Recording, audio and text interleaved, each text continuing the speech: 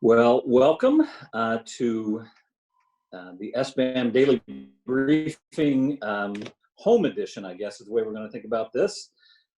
We, like so many of you, have closed our office and have taken this to a remote location, and each of us are remote.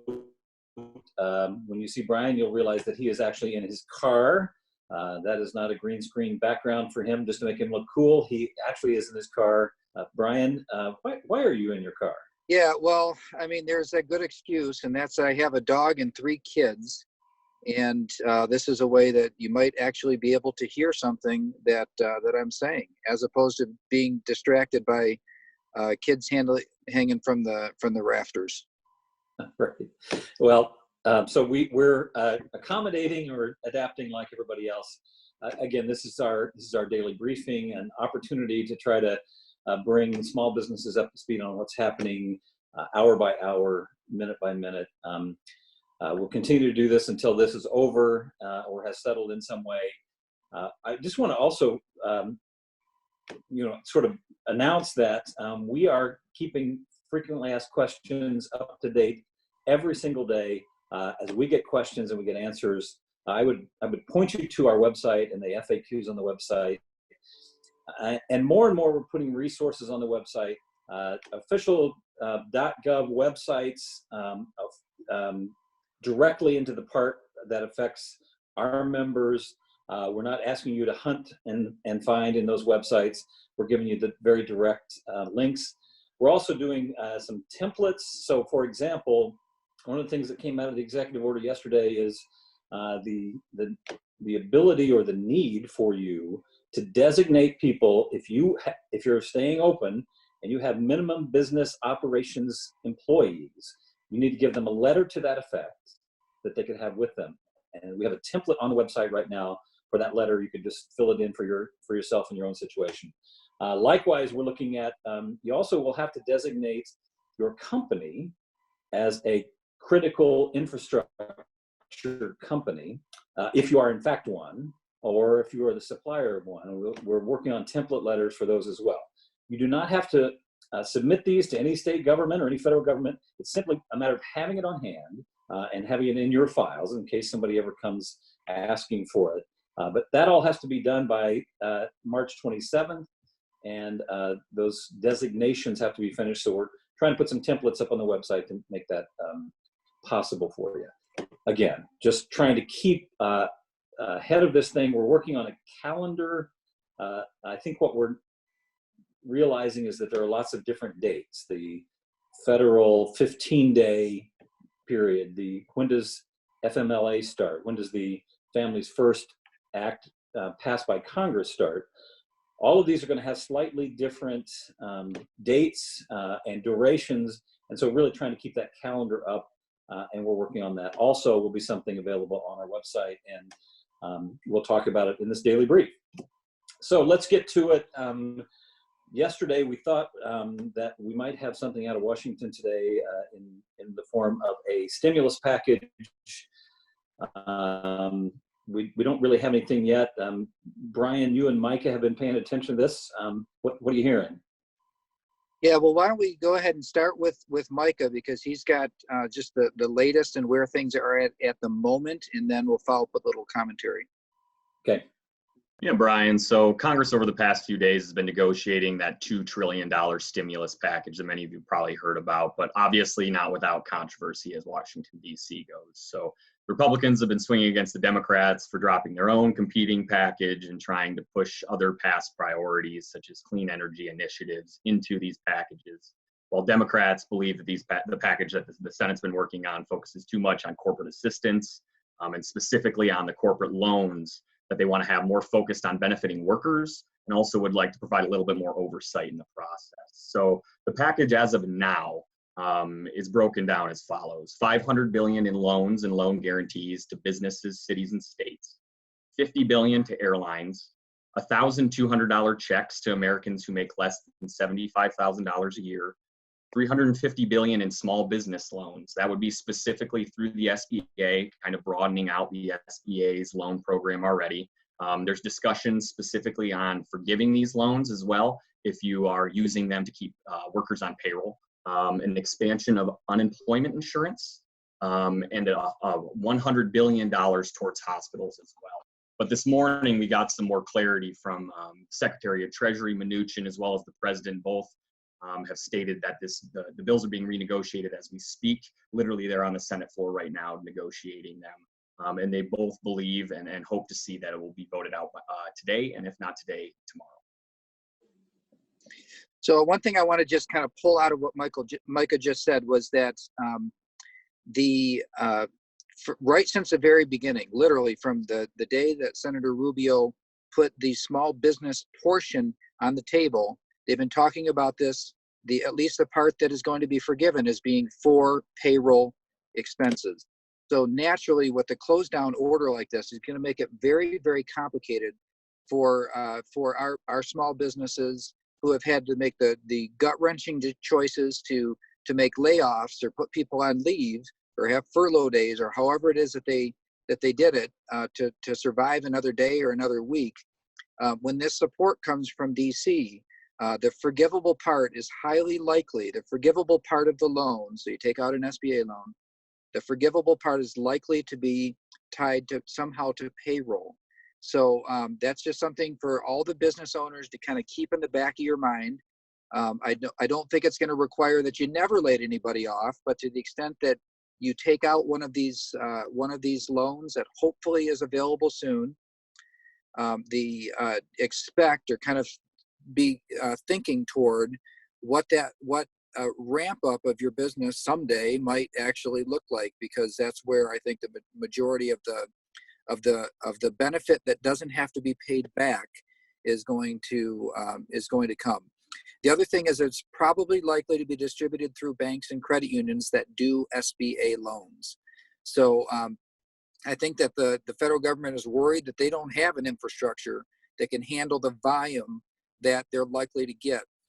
So it's kind of made them think a little differently. Who can we work through in order to handle this volume? So I think it's likely that existing SBA approved lenders, banks and credit unions will be the delivery mechanism for this relief. So stay tuned. Hopefully we see something this week. You know, I talked to a member earlier, just earlier today, who is trying his very best to keep his employees on staff. He does not have the business that he had before. A fraction of it is really all he has. And he's essentially given to Congress until Friday.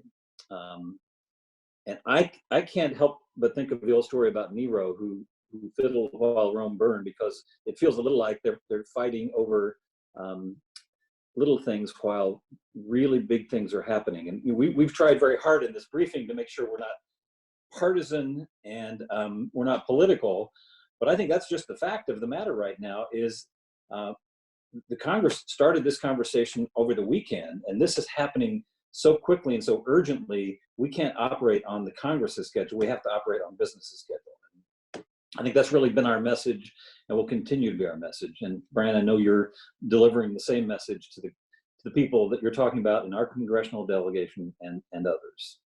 Yeah, and I want to point out that the Michigan congressional delegation, both sides of the aisle, have been extremely responsive to us and keeping us up to date in what's happening at the leadership level. The fights over things that really have nothing to do with the coronavirus are Right.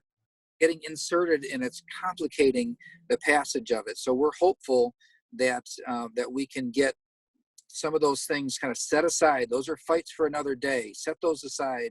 Get the business done that we need right now to make sure the underpinnings, the basic foundation of our economy doesn't slip away.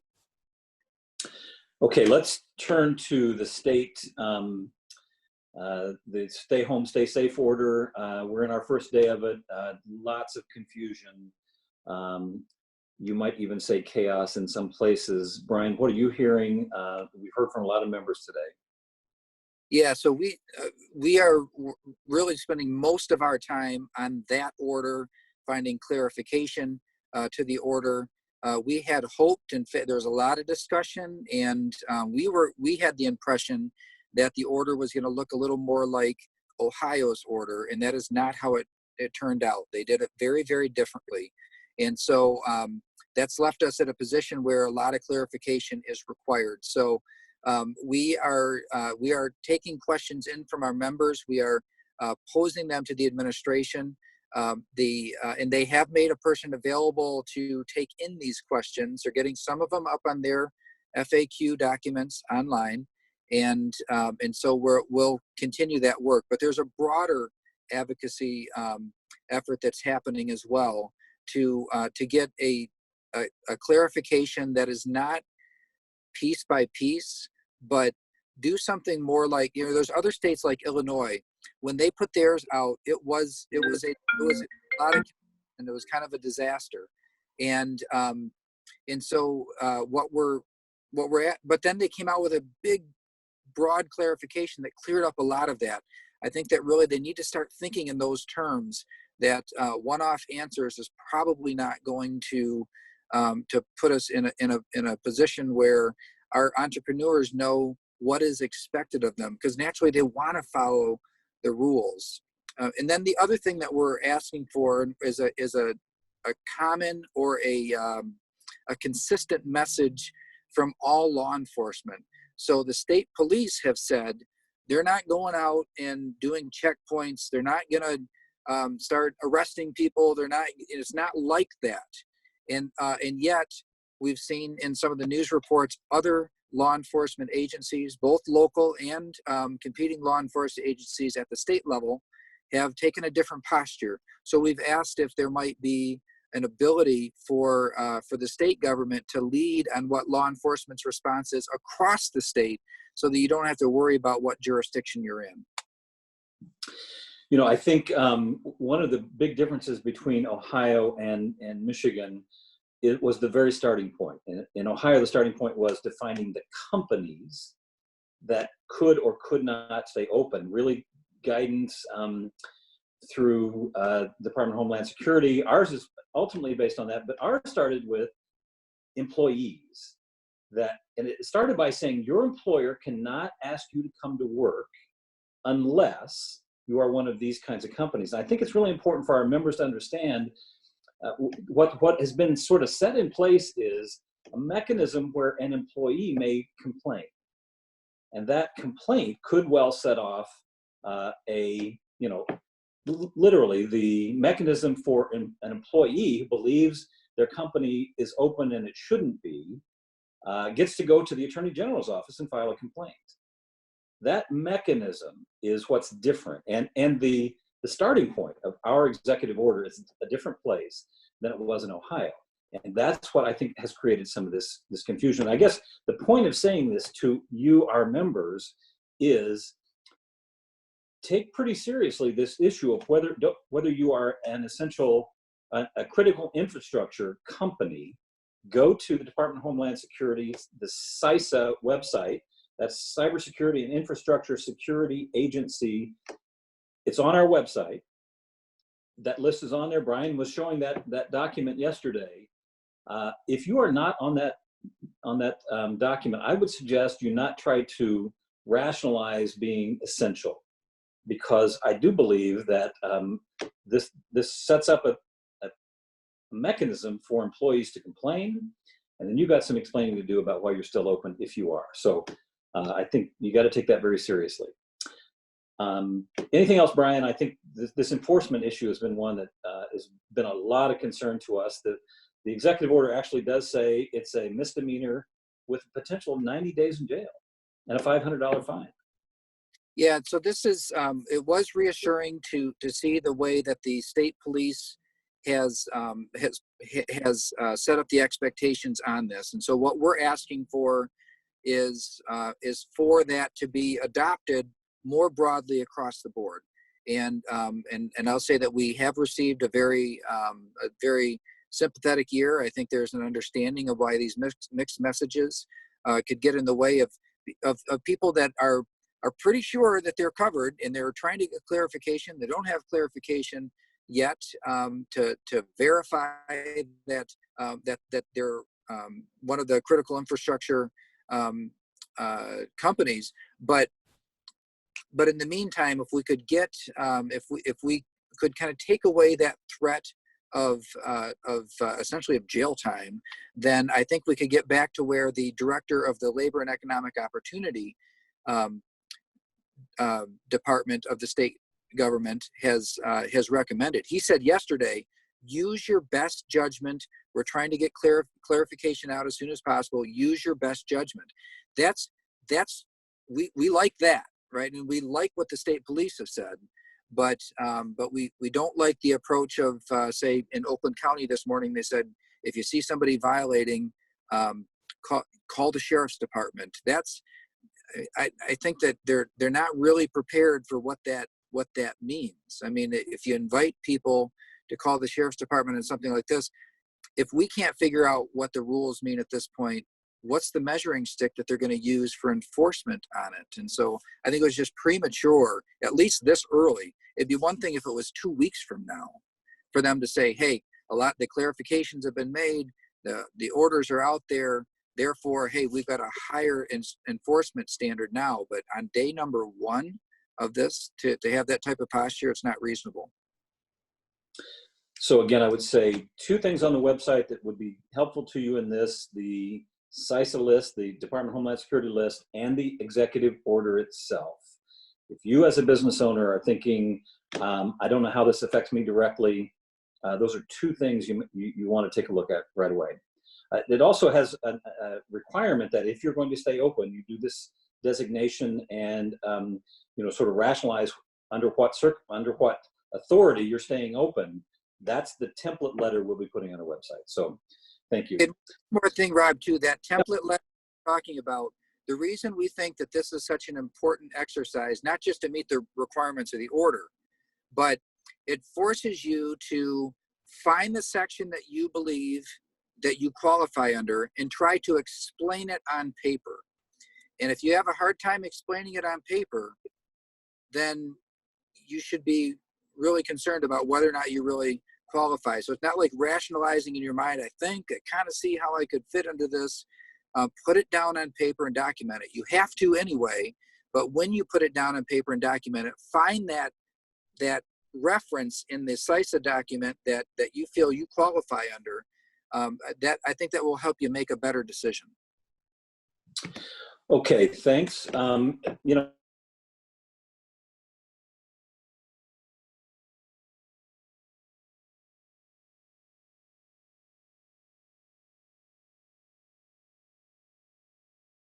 When it's really very much in demand, and the person on the other end of that email or hotline is Michael Melfi.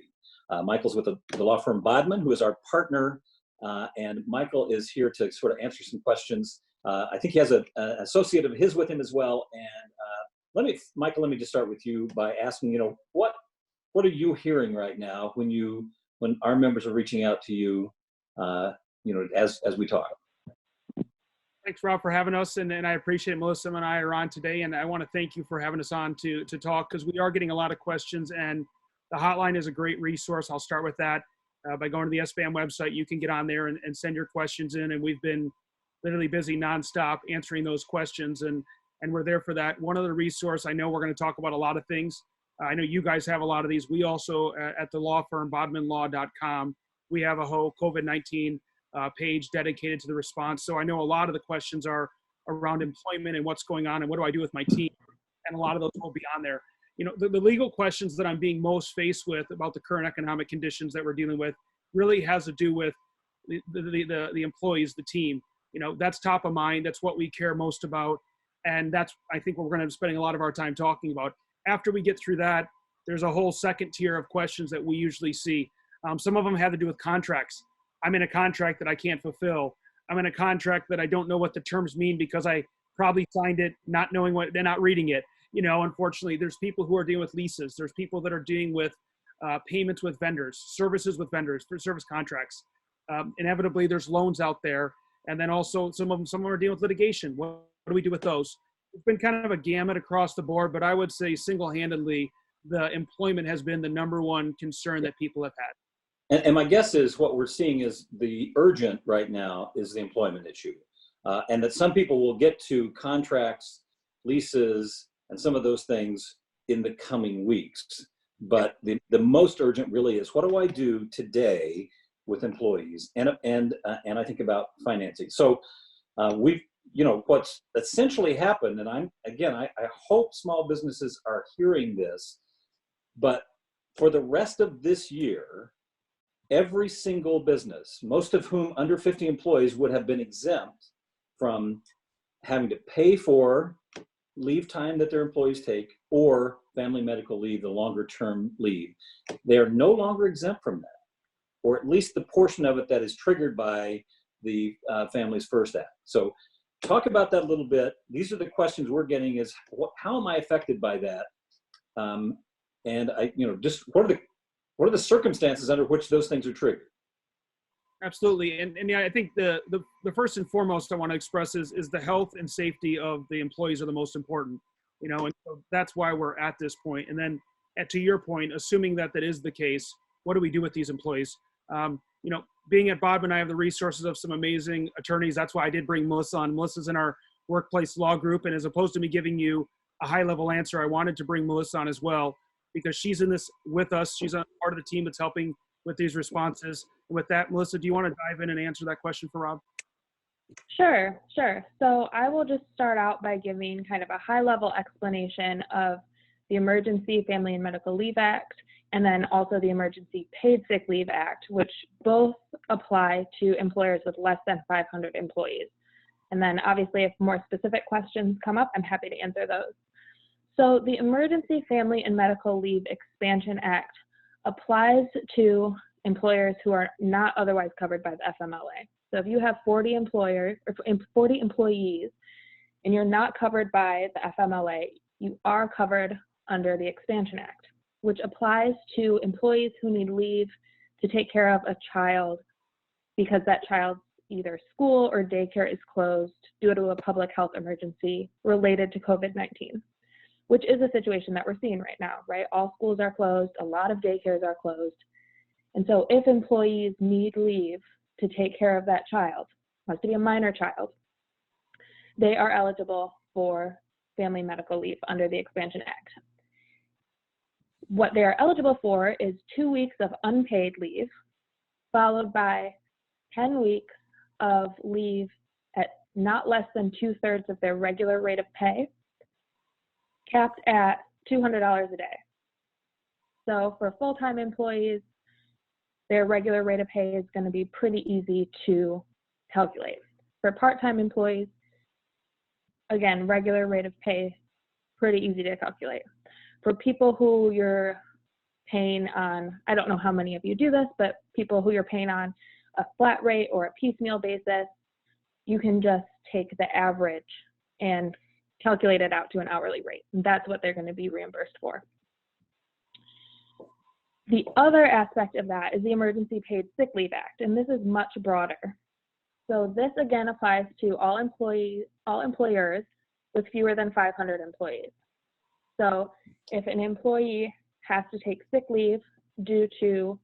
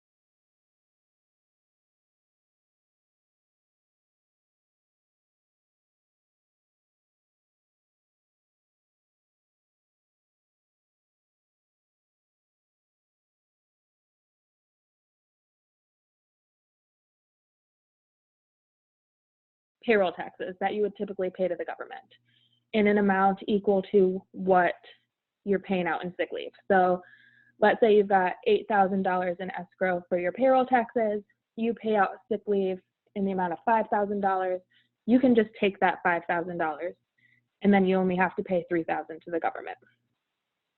If the amount of your sick leave exceeds the amount of your payroll taxes, you have to file with the IRS for an accelerated payment. Now, the IRS is saying that they're going to process these requests in 2 weeks or less. Whether or not that actually happens remains to be seen, but they are saying that they're dedicated to getting payment to employers. Okay. Yeah, so when it first came out, it did seem like it was going to be a tax credit.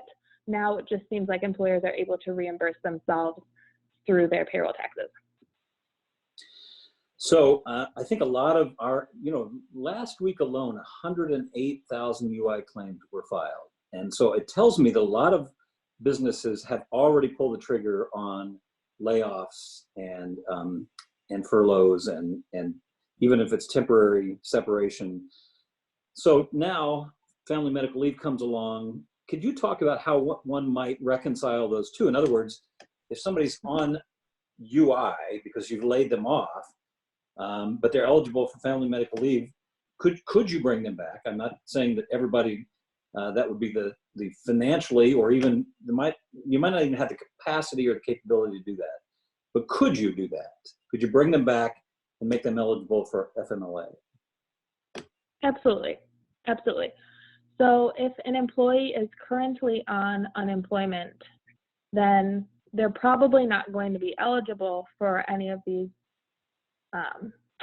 leaves because they're not missing work due to these enumerated reasons, right? They're missing work because they're laid off. Right. But if you bring somebody back to work and they say, hey, I need this week off because my child's school is closed and I need to take care of him or her, then yes, that's when this leave is going to kick in. Okay. We have gotten so many questions. I do think Michael and Melissa would like to have you come back and maybe tee up some more questions. We've been encouraging our members throughout this last week and a half or so to submit questions to sbam@sbam.org. Obviously we have our hotline, legal hotline and employment hotline for specific questions. Bring those questions to us. We'll try our very best to get them answered both directly and then put them into our FAQs. Thank you both, and we will continue to reach out to you and probably have you back on this daily briefing as we go along. So thanks. As we kind of close out here today, I think one of the things that we've been watching, as we mentioned at the beginning, is what happens in the Congress. I believe that the statement earlier today was it's at the 5-yard line. I think there is an anticipation that something will happen yet today or tonight in the Congress. And if that happens tomorrow, it's our hope to have Congressman Upton on this daily briefing to kind of give us a sense of what is in that. And we've also reached out to Senator Peters, who's also agreed to come on as his time permits. So we'll try to give it to you straight from those who were there as a part of it. Again, any questions to sbam@sbam.org. Brian, any closing thoughts? I just want to encourage people to keep on reaching out to email questions to sbam@sbam.org. We're trying to answer the questions that come in on social media, but it's, the comment, how the comment sections of these things go. They get very, very long, and it's easy for questions to get missed. We're trying to answer all those too, but I just really want to encourage you. We have a way to catalog and answer questions into sbam@sbam.org. We are daily submitting over to the Executive Office and the Department of Labor and Economic Opportunity questions that we don't know the answer to. So if we've already received it and we know the answer, we're going to give it to you. If it's something that just hasn't been answered yet, we're going to get that over and hopefully get something back from the state so that we're not relying on any guesswork here. All right. Thank you, everyone, for for tuning in today. We had about 130 online live, and I know lots of people watch this as the day goes along. We'll be here tomorrow at 3 o'clock. Hope you'll join us. In the meantime, remember to wash your hands. And don't touch your face. In fact, hey, do like me, grow a beard. Good luck, everybody. Bye.